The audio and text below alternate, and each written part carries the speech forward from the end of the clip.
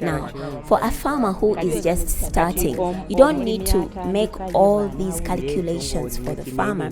Don't calculate all these things. All he needs to know is this: when you're growing pepper, in your mind, set yourself that a box is going to be sold at 5,000 Ugandan shillings. When you set your mind like that, even when prices change in the market, your brain has been set at a place where it cannot receive a disappointment. Also tell the beginner, if you grow 1 acre of pepper, you'll be harvesting 200 boxes each week. Now, if you're selling 5,000 each box, 2,000 boxes, how much will you be earning? That's 1 million Ugandan shillings per week. What kind of crop here in Uganda can you grow and harvest every week? 1 million. So as a beginner, when you calculate it like that, it will help you to love the crop and grow the crop.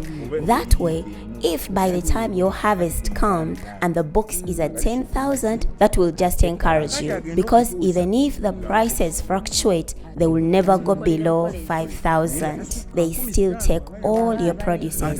They don't say we won't take the pepper because we don't have a market. What happens is they'll take your pepper at a low price. But even when the prices go low, they don't go below 5,000. That is for hot pepper specifically.